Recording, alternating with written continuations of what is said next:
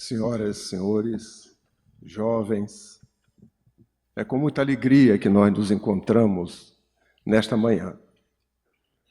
Uma manhã de um dia especial, Dia dos Pais, para quem nós, nesse instante, elevamos os nossos pensamentos para que possam cumprir a sua missão paternal, que o Pai confia a todos nós, já que os filhos não são nossos, os filhos são do Pai, que nos emprestam para que nós possamos educá-los, dar-lhes condições para que eles adquiram novos valores. E eu me recordo de Emmanuel, quando ele nos diz a respeito deste dia, que o Dia das Mães é o dia do amor, mas que o Dia dos Pais é o dia de Deus. No primeiro momento que eu li, eu não percebi exatamente o significado. Naturalmente, ele se referia ao Pai, Pai de todos nós. E que quando nós comemoramos o Dia dos Pais, muitas vezes esquecemos dele, que é o Pai maior que nos envolve e nos dá a oportunidade do crescimento intelecto-moral como criaturas destinadas ao progresso. Anunciado há 2000 anos atrás como o Consolador, o Espiritismo surgiu no século XIX.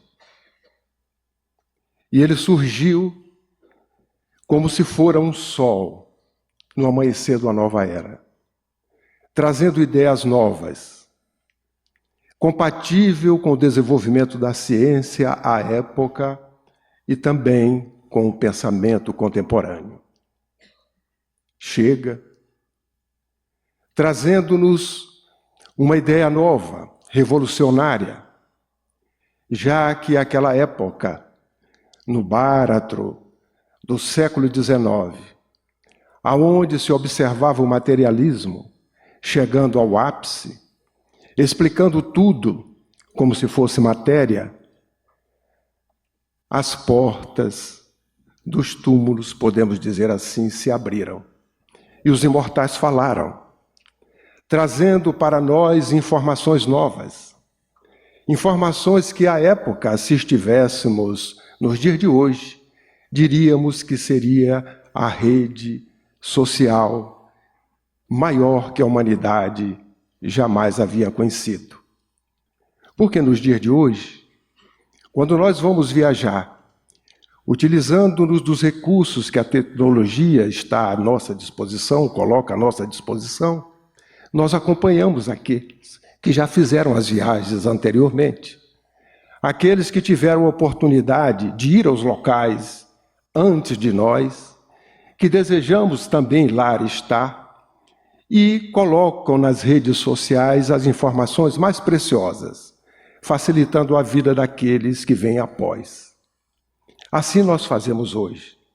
Desejamos ir a um continente, a um país, entramos nestas redes sociais, buscamos quem já fez a viagem e, a partir daí, nós então começamos a fazer o nosso planejamento, a seguir aqueles, e quando lá chegamos, identificamos que aquelas informações nos ajudaram muito, foram realmente preciosas.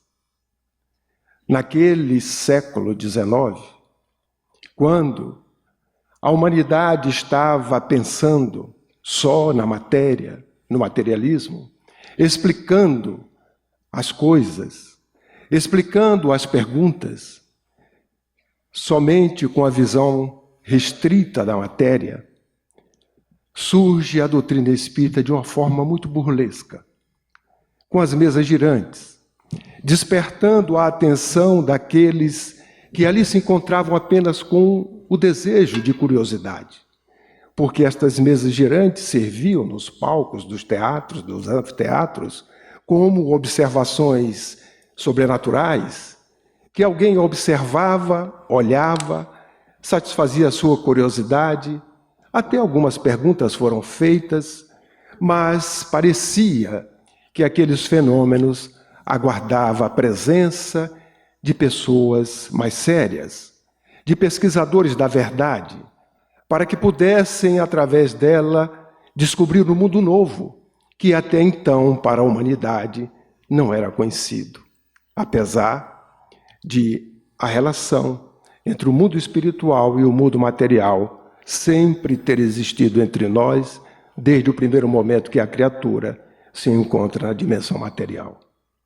Assim, naquela última terça-feira de maio do ano de 1855, nós vamos verificar um professor francês, Hippolyte Léon Denisard Rivail, na casa da senhora Plana Maison, assistindo à primeira reunião dessas experiências, naturalmente após ter sido convidado por uma pessoa que ele respeitava, mas era uma pessoa muito exaltada, e que quando diante de algo novo, a sua exaltação fazia com que ele, naquele momento, não tivesse a razão, o bom senso bem acurado, como o próprio Kardec assim o tinha. Ele ouviu, mas não aceitou o convite. Porque se uma mesa falasse, teria que provar para ele que teria que ter uma inteligência. Mais tarde, um outro companheiro falou a mesma coisa que o anterior. Mas ele prestou atenção, porque era uma pessoa séria, era uma pessoa ponderada, que quando argumentava com lógica, com discernimento. E aí o convite foi aceito. E naquela última terça-feira do mês de maio de 1855, ele estava presenciando o fenômeno. A partir daí, ele não mais se preocupou, ele se ocupou com o fenômeno. Porque ele começou a observar que havia algo diferente. Porque uma mesa não podia falar. E ele sabia perfeitamente que não existe efeito sem causa. Se a causa ele era desconhecida e o efeito era conhecido, e se esse efeito era inteligente, naturalmente essa causa poderia ser inteligente, ou deveria ser. E uma mesa não é inteligente. E a partir daí, ele debruçou-se, inicialmente fazendo algumas perguntas, e mais tarde dedicando toda a sua vida, todo o seu tempo, num trabalho hercúleo e incansável, para fazer com que as suas questões fossem atendidas inicialmente para o seu deleite, para o seu interesse, já que as respostas eram proporcionais à seriedade ou não das perguntas que eram feitas. E ele então utilizou-se de uma metodologia com vários médios, em locais diferentes, com mais de 1000 médios, fazendo aquelas perguntas, catalogando-as, selecionando-as, para que daí resultasse o livro dos Espíritos. O livro não é dos espíritas, é dos Espíritos.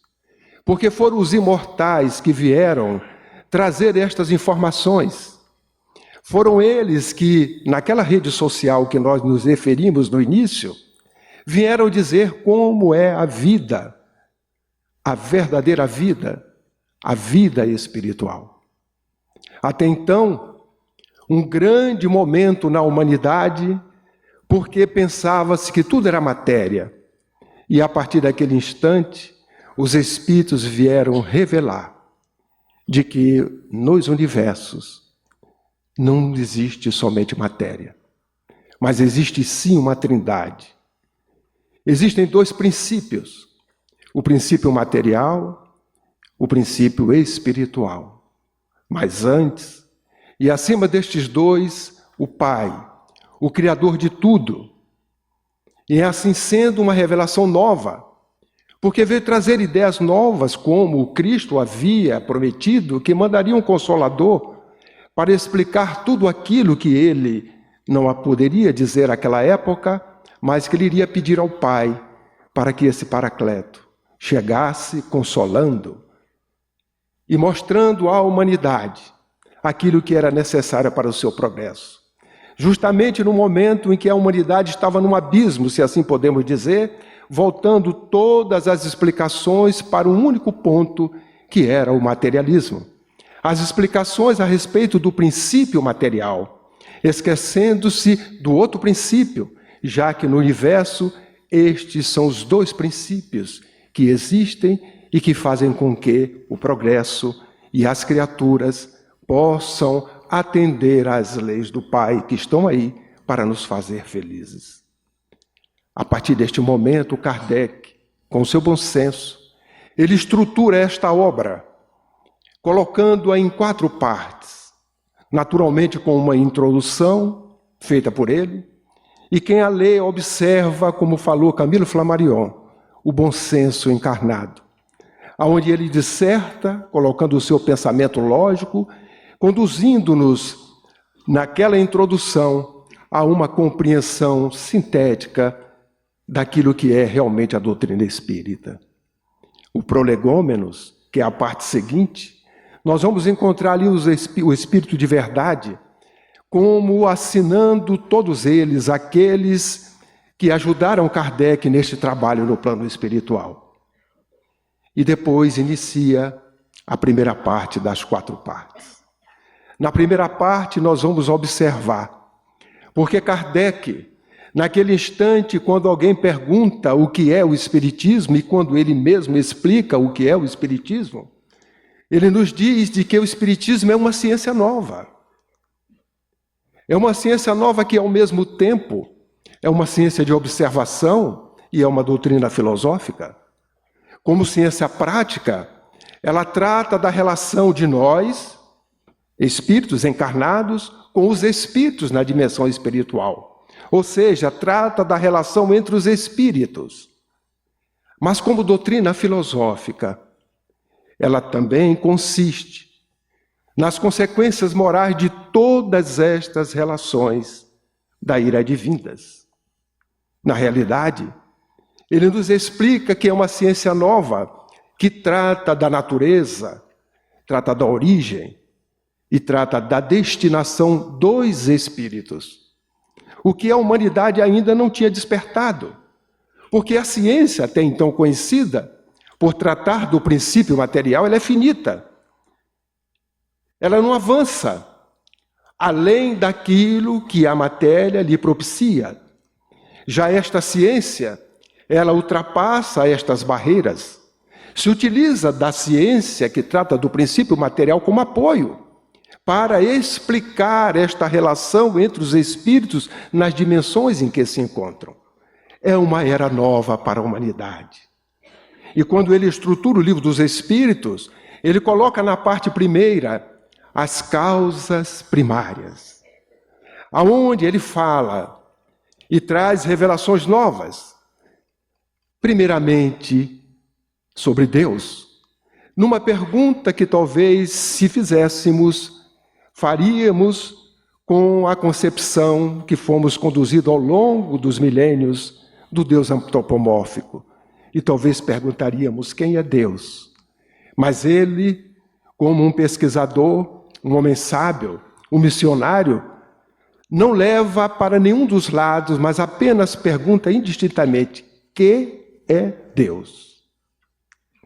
E nós verificamos a revelação pela primeira vez de um Deus que não precisa de imagem, de um Deus que não foi criado à semelhança da criatura, porque o Deus antropomórfico, por não conhecermos o Deus, nós partimos do conhecido, que é a criatura, para chegar ao Criador, e desenhamos, colocamos nas nossas concepções um homem velho, respeitoso, como sendo Deus.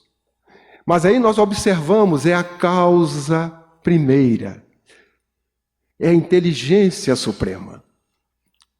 Esta revelação muda um conceito, muda uma ideia, revoluciona, para que nós possamos assim entender um pouco mais, depois de Deus ter sido colocado por Jesus como amor, como Pai, e anteriormente por Moisés, naquela revelação primeira que precisava de ter um Senhor que pudesse dominar centenas e milhares de pessoas que precisavam se deslocar no deserto para uma terra prometida, mas necessitava de uma liderança firme e forte. Isto não mudou o Deus que é o nosso Pai, mas a nossa zona de compreensão ao longo do tempo, ela foi mudando à proporção que as nossas consciências foram entendendo melhor a presença do Pai entre nós. E a doutrina espírita nos trouxe essa revelação. Pela primeira vez, ao ler o Livro dos Espíritos, encontramos na pergunta 23, que é o Espírito? E eles respondem, os imortais, é o princípio inteligente do universo. Quando lemos, pela primeira vez encontramos a criatura à semelhança do Criador. Porque se o Criador é a inteligência suprema e a criatura é o princípio inteligente, para mim, pelo menos, faz sentido esta criatura à semelhança do Criador, sem criar nenhuma imagem, mas podendo entender nesta concepção aquilo que nós somos, filhos do Pai e o princípio inteligente do universo. E nesta primeira parte, ele fala de Deus. Os Espíritos nos revelam a criação, fala do princípio vital, distingue espírito e matéria, colocando como sendo os dois princípios, dois universos, aonde tudo existe. Há espírito e há matéria e há sobretudo o Criador. Aquilo que não é espírito é matéria e vice-versa, que não é matéria é espírito. Isto muda uma concepção. São revelações novas de que a ciência que trata do princípio material desconhecia e desconhece ainda. Porque quando ele pergunta também o que é matéria, a definição e a resposta não é idêntica àquela que a ciência dada, que estuda os princípios materiais, define. É o laço que prende o espírito. É o instrumento que o espírito se utiliza no seu progresso evolutivo. Mais uma revelação para reflexões. E ele, então, nesta primeira parte, falando sobre as causas primárias, nós vamos verificar que aí nós temos um arcabouço de ideias que mais tarde foram desdobradas pelo seu bom senso, colocando no livro A Gênese aqueles desdobramentos sobre esta primeira parte do Livro dos Espíritos. Na segunda parte, nós vamos verificar o mundo espiritual, o mundo dos espíritos, para que nós possamos entender, já que é uma ciência de observação, que trata da relação entre os espíritos, nós poderíamos, neste instante, fazer uma pergunta à plateia. Por exemplo, todos nós temos parentes, todos nós temos amigos, e naturalmente cada um que aqui está tem na família, na constelação familiar, ou entre amigos ou parentes, alguém que já nos antecedeu na parte espiritual. Se nós perguntássemos assim a esse alguém, que vamos dar um nome para ficar muito mais claro, suponhamos um espírito conhecido que trabalhou pela paz, Gandhi. Se alguém perguntasse para qualquer um de nós, espíritas, onde está Gandhi agora? Já que somos imortais? Vocês que são espíritas acreditam na imortalidade, onde é que está Gandhi? Qual a resposta que certamente nós daríamos? Eu imagino que a maioria de nós, ou quase todos, diríamos assim, olha, eu não sei. Esta resposta é errada? Não. É uma resposta certa. Está correta. Mas ela não é assertiva. Porque quando Kardec, a doutrina espírita, nos fala, nesta parte do mundo espiritual e do mundo material, a relação entre os espíritos, nós encontramos aí 6 estados aonde o espírito pode se encontrar. Como espírita, nós poderíamos responder assim, olha, eu não sei, mas poderei te colocar 6 hipóteses. Mas como? Ou ele está encarnado em algum lugar dos universos, ou ele está no mundo espiritual, desencarnado, em algum lugar dos universos, ou ele está no mundo espiritual influenciando no mundo material em algum lugar, ou vice-versa, no mundo material influenciando no mundo espiritual, ou ele está num processo reencarnatório, num processo onde ele está saindo do mundo espiritual para o mundo material, ou ele está, neste momento, num processo desencarnatório, saindo do mundo material para o mundo espiritual. Se alguém encontrar uma sétima condição, eu gostaria que me dissesse. Então nós poderíamos responder, não sei, mas ele poderá estar em algum desses estados. E a resposta ficaria mais assertiva. Porque nós, como espíritos imortais, estamos hoje aqui, amanhã alhures. Esta vida é passageira. Por isto que nesta parte do Livro dos Espíritos ele nos fala da pluralidade dos mundos habitados. Ele nos fala da reencarnação, da vida no mundo espiritual. Nos fala da passagem do mundo material para o mundo espiritual. Nessa transição chamada morte, que os próprios espíritos matam a morte no momento em que provam a imortalidade, já que ela já foi provada há 2000 anos pelo Cristo, quando surge várias vezes na presença daqueles que se encontravam entre nós, provando aquilo que faltava provar, já que ele testemunhou tudo o que falou. A única coisa que faltava era o testemunho da imortalidade.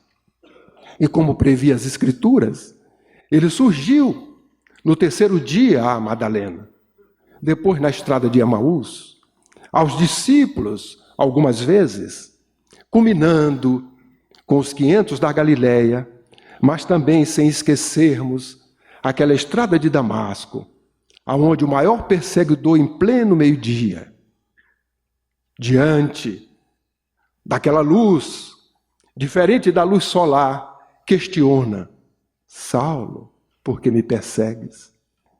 E a sua resposta é uma outra questão.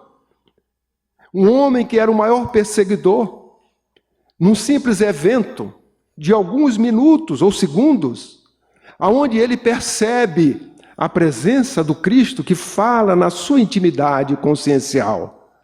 E ele responde para o Cristo, não com uma afirmação, mas com outra interrogação: que queres que eu faça? Imaginamos que naquele instante o Cristo, na sua pergunta, deve ter levado a sua inconsciência lá no profundo ser de Saulo. Saulo, relembra do compromisso que assumiste comigo no plano espiritual antes do nascimento. És um compromissado. Nascestes para me ajudar na regeneração dos homens. Presta atenção. E é por isso que ele deve ter respondido daquela forma. E a partir daí a história todos nós conhecemos.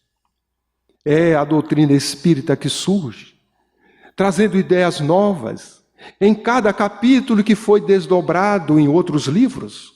Porque quando nós observamos o capítulo referente a esta parte do plano espiritual, da vida espiritual, da verdadeira vida, quando aqueles que nos antecederam vieram nos contar a realidade dela, não há na face da terra nenhuma crença, nenhuma religião, apesar de todas admitirem a existência após a morte.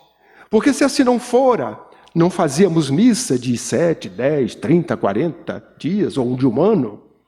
E nem tampouco diríamos que ao desencarnarmos ou ao passarmos ao plano espiritual, ficaríamos dormindo, aguardando o juízo final. Se estamos dormindo, é porque continuamos vivos.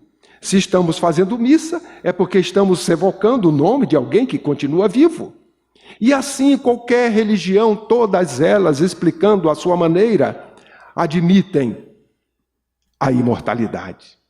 A única que explica com clareza como realmente a vida espiritual é esta nova revelação. É a doutrina espírita. Por privilégio? Não. Porque aqueles que nos antecederam vieram nos contar como é que é esta vida. Quando Kardec codifica a doutrina espírita, Os suicidas, ele não evocou? Evocou após eles terem chegado e dito: não vale a pena desrespeitar a vida. Nós sofremos muito. Eu sofri bastante. A vida continua. E a partir daí ele desdobra nas suas perguntas, fazendo com que nós pudéssemos entender o valor da vida. Assim todos os espíritos primeiro chegaram dizendo como era. Porque a primeira coisa que ele descobriu, se assim podemos dizer, é que os espíritos somos nós, idênticos. Que não mudamos pelo simples fato da transformação do fenômeno chamado morte.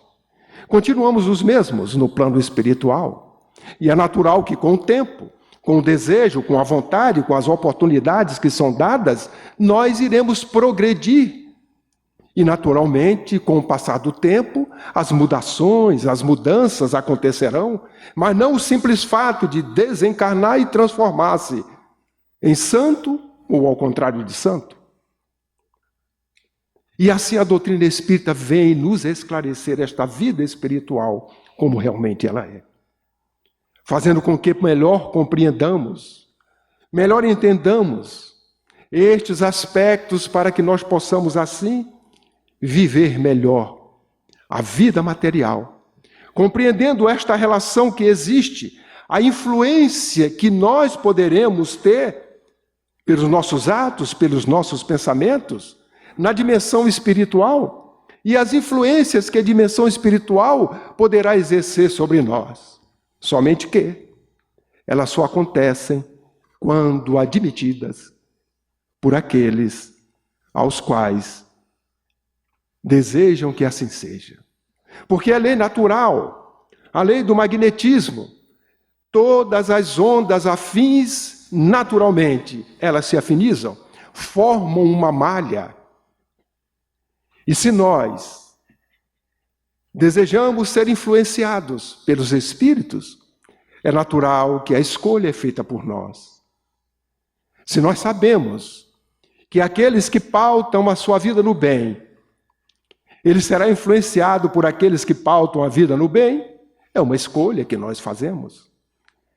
Se a ausência do bem é o mal, e nós pautamos a vida na ausência do bem, é natural que as influências daqueles que também pautam as suas vidas na ausência do bem se faça conosco de maneira natural. E vem desmascarar aquilo que nós chamamos que o Espírito nos obsidia. Porque só obsidia se nós desejarmos. Eles mesmos dizem: eu não faço isso, é ele que quer. Muitas das vezes eu quero ir embora, mas não consigo. Porque ele me chama. Ele quer que eu esteja perto. Porque ainda não compreendemos estas relações em ambos os planos da vida. Mas a doutrina espírita vem nos esclarecer. E desta segunda parte, Kardec desdobra no manual, que nós podemos dizer, do laboratório de observação que é a mediunidade, o Manual dos Médiuns, que é o Livro dos Médiuns. Que, infelizmente, nem todo espírita o estudou como deveria estudar. Mas é um livro tão importante quanto os demais, que desdobra, faz-nos melhor compreender esta relação entre o mundo material e o mundo espiritual. A relação entre os espíritos, já que é uma ciência de observação, cujo laboratório é a mediunidade, é a reunião mediúnica com o objetivo sério, o objetivo educativo, onde todos aprendem, nós que participamos dela como encarnados, e aqueles que ali chegam por misericórdia do Pai para trazerem as suas sensações, os seus problemas, as suas dificuldades, e nesta interação caridosa ajudarmos-nos mutuamente para que sejam esclarecidos e encaminhados pelos benfeitores espirituais. Mas ele não parou nestas duas partes. Ele também, na terceira parte, ele já desdobra outros aspectos, falando-nos das leis morais, das leis divinas, porque o capítulo começa falando das leis naturais, perguntando ele o que é as leis naturais, e os espíritos respondem: são as leis divinas, eternas, perenes, mas acrescentam algo dizendo que nossa infelicidade. Nós somos infelizes porque nos afastamos destas leis. Está na pergunta 614. E continua desdobrando. E lá pela pergunta 621 nós vamos encontrar algo mais grave. Porque além de nós esquecermos, nos afastarmos, esquecemos e abandonamos as leis divinas. E é por isso que nós sofremos. É por isso que temos dores, pela desobediência. E culmina na pergunta 625, que vem nos trazer o modelo e guia da humanidade, Jesus. A doutrina espírita sem Jesus, sem o Evangelho, seria uma ciência das melhores que a humanidade poderia conhecer. Uma filosofia exponencial, mas ficaria por aí. A doutrina espírita é o Consolador prometido. É o Evangelho nos dias de hoje, resgatando a pureza primitiva daqueles momentos que Jesus passou durante 3 anos, trazendo à humanidade a boa nova. E que durou 300 anos. Na realidade, 313 anos. Porque no dia 13 de junho do ano 313, como vimos na leitura que nos antecedeu, Constantino criou um ato que aparentemente foi bom para os cristãos. Porque até então eles eram perseguidos por seguirem Jesus. E naquele momento o Império Romano abre as portas para que os cristãos pudessem professar o cristianismo, sem serem perseguidos. Mas em compensação, os interesses. E além do mais, os ritos, os mitos pagãos, que existiam à época, foram todos mesclados, fazendo e perdendo toda aquela pureza do Evangelho de Jesus, daqueles anos, onde tiveram a presença daqueles que são chamados pais da igreja. E a partir daí, a história nos conta, porque em momento nenhum, Jesus, apesar de ser batizado, não batizou. Em momento nenhum nós observamos na doutrina cristã a mulher, para orar, colocar um véu ou um pano sobre a cabeça. Mas quando estudamos a história, verificamos que isto era a realização dos atos pagãos da época. O oráculo, a adoração. O Cristo só nos ensinou a sermos fiéis ao Pai, a adorar a Deus. Mas a partir daí a história já nos conta, e todos nós vivenciamos estes momentos até os dias de hoje. E nós vamos observar, nesta terceira parte do Livro dos Espíritos, ele elencando as leis morais, a lei de reprodução, a lei de progresso, a lei de destruição, culminando com a lei maior, que é a lei de justiça, amor e caridade. Tecendo em cada uma delas, não só as suas características, mas também para que nós, criaturas, possamos entendê-las. E se fizermos a escolha de sermos obedientes a ela, certamente nós iremos criar, pelo sentimento, a resignação quando elas se fazem presente entre nós. Porque a dor foi a escolha que nós fizemos voluntariamente, em algum momento das nossas existências, seja na presente ou no passado. E quando ela apresenta-se, é justamente a consequência da colheita obrigatória de um plantio livre que fizemos. Mas a dor não necessariamente representa sofrimento. O sofrimento é quando nós não compreendemos as leis divinas e não entendemos que nós somos os nossos próprios algozes, como nós também somos os nossos próprios desenvolvedores do nosso progresso intelecto-moral. E a partir daí, a doutrina espírita revela para a humanidade algo novo, dando-nos a responsabilidade dos nossos atos. Não dizendo que o Pai nos castiga e que nós somos pecadores, mas nos colocando diante de uma realidade, reconhecendo como a vida é feita por escolhas, que nós fizemos escolhas equivocadas e que a dor hoje chega até nós como instrumento para nós possamos crescer intelecto moralmente. É por isso que quando lembramos do Chico Xavier, que teve dores diversas nos seus diversos órgãos, e na sua compreensão e resignação, o entendimento das leis do Pai, ele dizia que eram presentes do céu, para que ele pudesse assim crescer. Teve dor, mas não sofreu. Pela compreensão, pelo entendimento. E é assim que nós vamos ver o codificador desdobrando essa terceira parte no livro que todos nós conhecemos, que é de cabeceira, dos espíritas e não espíritas, porque eu já vi muitas pessoas de outras crenças com o Evangelho segundo o Espiritismo, carregando a sua mão ou abaixo do braço. E assim nós encontramos no Evangelho o consolo, as bem-aventuranças, aonde sabiamente o codificador escolheu aquelas partes do Evangelho que iria nos consolar, que não trouxesse dúvidas, ou que não trouxesse polêmicas, mas que consolasse, trouxesse àqueles que lessem o consolo, como Jesus prometeu. E, finalmente, nós vamos observar na última parte as esperanças e consolações no capítulo 4, aonde ali ele disserta sobre as consequências morais das relações entre nós, os espíritos encarnados e desencarnados, durante as vilegiaturas, as existências que temos, e, naturalmente, a colheita que nós teremos.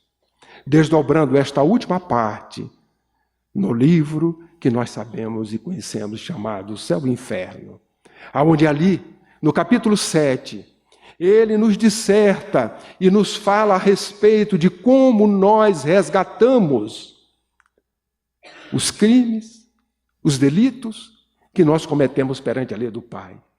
Primeira condição é o arrependimento, mas o sincero. Não o arrependimento apenas do falar, mas do sentir. Quando o arrependimento nos toca, naturalmente, como consequência, vem a expiação. Para que nós possamos assim crescer diante da dor, não por castigo, mas porque nós mesmos provocamos estas dores. Porque poderemos crescer sem ela, desde que sejamos obedientes às leis do Pai. E a partir daquele instante, a terceira parte, que é a reparação, o momento que nós necessitamos, então, perante a lei divina, reparar aqueles com os quais nós convivemos e que, de maneira direta ou indireta, nós prejudicamos com os nossos atos. E assim a humanidade conhece, a partir de 160 anos, comemorando neste ano, o livro dos Espíritos à disposição da humanidade, no despertar de uma nova era, porque este mesmo livro nos fala em prolegômenos que havia chegado os tempos desse despertar de uma nova era. Quando vamos à pergunta 1019, o Espírito de São Luís nos fala desta nova era, dizendo que estão sendo abertas as portas para que nós, em breve, estejamos vivenciando momentos de transição. Mas quando encontramos na Gênese a nova geração, nós vamos verificar ali também o codificador falando sobre esta geração que iria conviver com outras gerações, a geração de espíritos nobres, espíritos melhores, convivendo com outros espíritos num processo de ir e vir, aonde esta seleção natural seria feita como Jesus havia prometido, a separação do joio e do trigo, ou o bode das ovelhas. E com o passar do tempo, a doutrina espírita ela foi se alastrando pelo mundo. E tivemos aqui no Brasil ela chegando desde o seu início.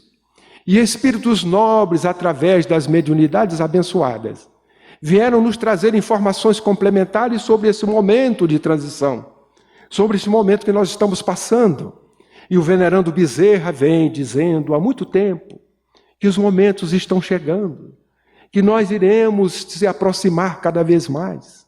Pela mediunidade do Divaldo, nós vamos ver a veneranda Joana de Ângeli, numa mensagem no ano 2006, onde ela fala, cujo título é Transição Planetária, falando sobre esses momentos que nós estamos passando, momentos difíceis, mas necessários. Como o Pai, o Criador, cuida, é paternal para com as criaturas, nós não poderíamos chegar nestes dias ditos de conflito, dias ditos de muitas reflexões, sem que nós tivéssemos um instrumento adequado para poder ultrapassar estes dias com a serenidade exigida e pela compreensão que a doutrina espírita nos traz. Por isto, que ela surgiu na época certa, no momento do ápice do materialismo, mostrando o outro aspecto, que é o aspecto do princípio espiritual, dizendo-nos que nem tudo é matéria. A matéria, sim, é um dos elementos do universo, mas o espírito, o princípio espiritual, é o outro elemento do qual se utiliza deste elemento para o seu progresso.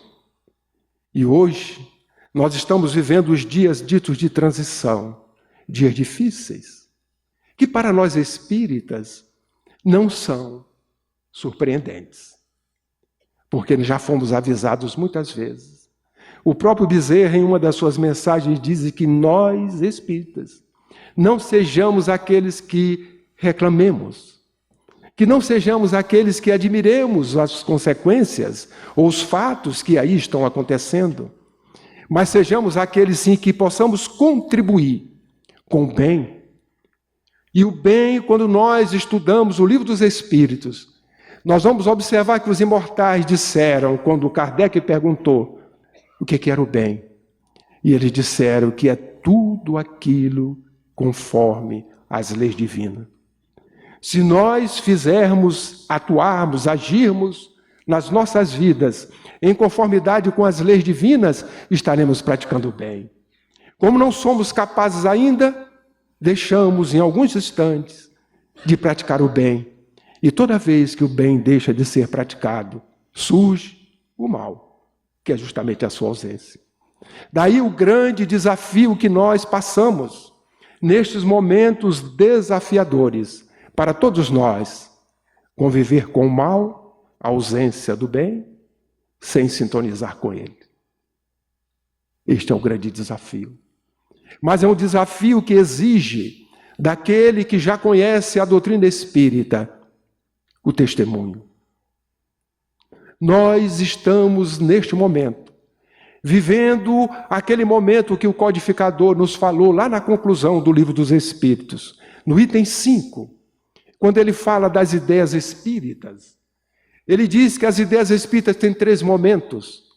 O primeiro momento é o da curiosidade, o segundo momento do estudo, das reflexões, da ciência, da filosofia, o terceiro momento da aplicação das ideias espíritas.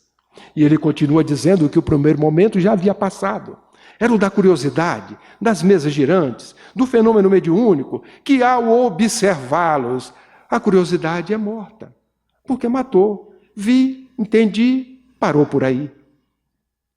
E ele dizia à época, há 160 anos, que se vivia naquele momento, o segundo, que era do estudo, da reflexão dessas ideias espíritas. Nos dias de hoje, temos a convicção que nós vivemos o terceiro momento, que é o momento da aplicação das ideias espíritas, porque nós, os espíritas, estamos sendo convidados e convocados ao testemunho. O holocausto dos primeiros cristãos foram dizer: és cristãos ou é cristão? Sim. E no dia seguinte, ou poucas horas depois, o problema estaria resolvido, porque estava sendo colocado numa fogueira, ou crucificado, ou dilacerado pelos leões, nas arenas e sendo aplaudido por aqueles que ali se encontravam, mas recebidos no alto pelo Cristo, pelos Espíritos que com Ele trabalham nesta regeneração da humanidade. No dia de hoje, ninguém nos perguntará: és cristão ou é espírita? E se nós respondermos afirmativamente, teremos o mesmo holocausto. O nosso holocausto é outro. Hoje, nós já sabemos, porque revelados já fomos este ano mesmo, quando o Divaldo completou, no mês de maio, os seus 90 anos, no seminário em Salvador, dias que antecediam, porque era no domingo e seu aniversário era durante a semana, O movimento espírita ali se reúne para, em gratidão, comemorar o seu aniversário. E todos, eu imagino, a maioria, vou apenas repetir, devem ter tomado conhecimento daquilo que ele falou a respeito dessa relação do mundo espiritual, do mundo material e das cobranças que nós estamos recebendo nos dias de hoje. E ele diz que naquele instante ele observou chegar em torno de 40 espíritos que para ele não era familiar. Eram espíritos desconhecidos, que até então ele não tinha tido a oportunidade de presenciar as suas vivências. E eles chegam para ele e dizem assim: guarde esta data, 4 de abril de 2016. Não se esqueça, esta é a data em que nós declaramos guerra. Não estou aqui para fazer cobrança, ou não estamos aqui para fazer cobranças, mas para fazer parte de um laboratório. Os senhores não são cristãos? Então vamos ver se os senhores demonstram aquilo que os senhores dizem para os outros, se os senhores realmente fazem. E o senhor, dirigindo diretamente para ele na cobrança, será cobrado. Olha a responsabilidade. Vamos criar um laboratório para que os senhores, até o extremo, demonstrem que seguem o Cristo. E a partir daí ele diz que quando ele chega em diversos locais, em regiões, em cidades, em grupos, ele tem observado uma sombra imensa na presença desses espíritos atuando nos espíritas, na casa espírita, no movimento espírita. Então nós estamos diante de um desafio, mas devemos temer. Lembremos de Paulo. Tem Jesus, tens o Evangelho, estás com Deus, temer o quê? Nós temos a doutrina espírita, Jesus de volta, esclarecendo-nos à luz da ciência, da filosofia nos dias de hoje. Temos a ciência desenvolvida para entendermos a mensagem cristã com clareza. Temos a mediunidade já colocada à disposição de todos nós. Só a mediunidade abençoada do Chico, uma encarnação não dá para estudar as suas obras. Estudar. Lê-las, poderemos até lê-las. Mas estudá-las, uma encarnação não é suficiente. Temos tudo. Devemos temer o quê? Nada. Devemos agradecer. São irmãos nossos, ainda equivocados. A diferença nossa para eles é de que nós nos arrependemos em um determinado momento. E quando o arrependimento chega, por sermos transgressores da lei divina, o próximo passo é a expiação. Mas como Jesus precisa de cooperadores, de trabalhadores, ao nos arrependermos, Jesus nos acolhe e nos oferece trabalho. Porque quando Jesus nos acolhe, nos dá trabalho. E como o codificador nos informou, o trabalho tem que ser solidário e tolerante. E esse trabalho com Cristo, ele é impessoal, mas é comum a todos. E nós precisamos, nestes dias, estar muito atentos. A palavra de ordem deve ser discernimento. Discernimento é o bom senso que o codificador usou. Porque hoje devemos ter muito cuidado, simplesmente no apertar do dedo, de um aparelhinho simples que todos nós temos, que chega alguma coisa, que nós olhamos, achamos interessante e repassamos. Será que o que nós estamos repassando está levando o bem para alguém? Será que aquilo que nós estamos repassando está levando tristeza para alguém? Nós passamos a ser responsáveis por isto. Então, nos simples atos, discernirmos as coisas que nos chegam. Alguém ouviu e pela aparência escreve algo e lança pelo mundo. Chega até nós. E nós não fazemos, não que vamos julgar, porque não devemos julgar. Mas o momento é julgar menos. É de ouvir mais. E é de digerir. E nós, muitas das vezes, não estamos digerindo. Então, queridas irmãs, queridos irmãos, a nova era aí está. O amanhecer desta nova era nós estamos vivenciando. Não somos mais trabalhadores, aqueles que, vamos dizer assim, da última hora.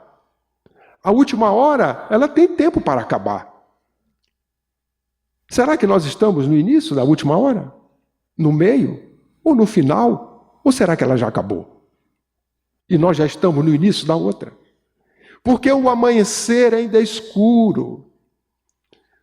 Meia-noite, quando o relógio passa, e chegamos à meia-noite 1, meia-noite 2, 1h da manhã, ninguém dá bom dia ao outro se encontrar na rua, porque ainda é escuro, igual a 11h da noite. Mas já é outro dia. O amanhecer só chega às 5h, 6, dependendo do horário, se é de verão ou não. E só vamos dar bom dia lá quando o sol começa a raiar. Mas já se passaram daquele dia horas. A regeneração está conosco. Quando nós observamos a mensagem de Bezerra, no ano de 2010, quando se comemorou os 100 anos de Chico Xavier, ele foi muito claro. Esta é a data da saída de provas e expiações para a regeneração. Primeira vez que, pelo menos nas leituras que fiz, eu observei o doutor Bezerra demarcar, porque ele dizia, estava anunciando, mas naquela data, 18 de abril do ano de 2010, ele disse, esta é a data de saída de provas e expiações para o mundo de regeneração. Data é dia, mês e ano. Não dá mais para retroceder, são palavras dele. Deu-me a entender de que passou a meia-noite. Não dá mais para chegar a 11h59. Mas meia-noite 1, meia-noite 2, 10, 1h da manhã, ainda é escuro tanto quanto no dia anterior e nos deixa confuso. E para mim aquela mensagem demarcou de que nós somos aqueles que estamos numa encarnação muito importante. Trabalhadores da última, iniciando os segundos da primeira hora. Lembremos dos trabalhadores da última hora que receberam o salário daqueles da primeira hora. Nós estamos no momento da encruzilhada, do sim, sim, do não, não. Ou nós sejamos sinceros, fiéis, convictos, a que Senhor nós estamos servindo, ou vamos ficar em dúvida, porque seremos colocados em xeque. Somos espíritas ou não? É o momento de nós demonstrarmos isso pelo testemunho. O momento do sim, sim, do não, não, não é dizer eu sou espírito ou não e manter-se assim. É testemunhar, é vivenciar. Porque estamos diante desta oportunidade ímpar de fazermos uma escolha numa encruzilhada que será uma só. E uma encruzilhada tem vários caminhos. E alguém pode dizer, como escolher este caminho? Ele é fácil ou é difícil? Para nós é fácil. Porque o caminho nós sabemos, é o Cristo, é o foco. E que muitas das vezes esquecemos o foco e ficamos na periferia. Se fizéssemos uma analogia, um lago apacentado, um objeto, joga no meio do lago. Ele cai e forma ondas. E as ondas vão saindo. O foco é o local onde caiu a pedra. A periferia são as ondas que estão. E muitos de nós estamos nessas ondas periféricas, esquecendo do foco que é Jesus, que é Ele o nosso caminho, é Ele que nos faz entender a verdade, é Ele que nos faz valorizar a vida. Então, diante da oportunidade que todos nós estamos tendo nesta encarnação, uma vida de escolha, que possamos fazer as boas escolhas. E as boas escolhas são todas aquelas que estão pautadas no bem, coerentes com a lei divina.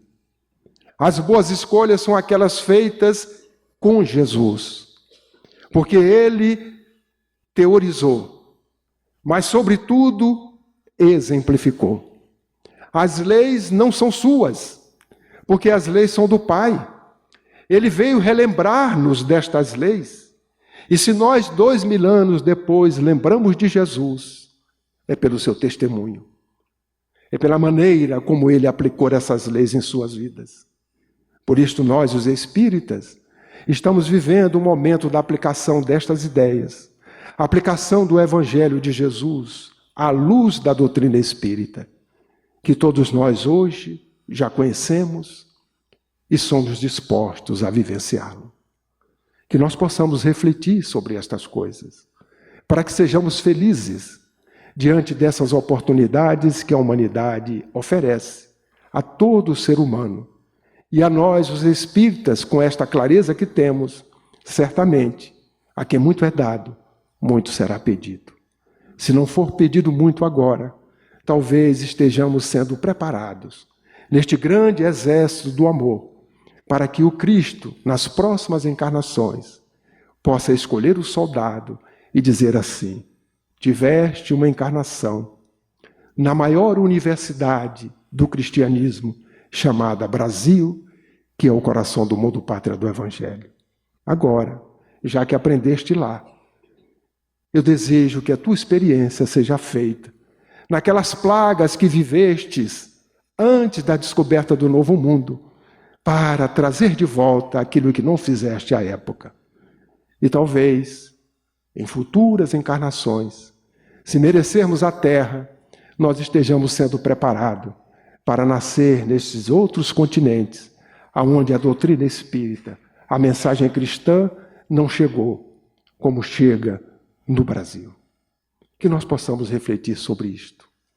Agradeço a oportunidade de nos terem ouvido, das reflexões que faço, não com o objetivo de ensinar ou levar para alguém nenhum puxão de orelha ou algo como sendo alguém que está fora do contexto. As faço porque faço para mim.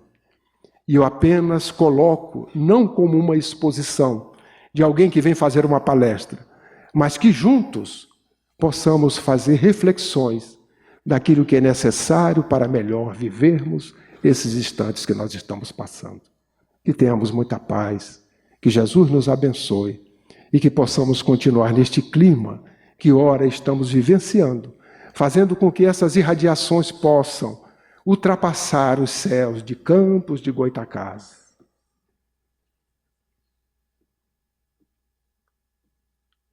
Banhar o Rio de Janeiro, se expandir pelo verde e amarelo e, quem sabe, ser potencializado pelos benfeitores espirituais, envolvendo toda a face da terra. São migalhas que nós estamos emitindo, mas não esqueçamos do Sermão da Montanha. Mestre, estão com fome. Jesus só perguntou: o que tens? Poucos pães, poucos peixes, migalhas. Ele continuou, mas ele multiplicou as migalhas. As nossas migalhas poderão ser multiplicadas e envolver toda a face da terra num clima de paz e de harmonia, desde que nós assim desejemos. Muito obrigado, que tenhamos muita paz.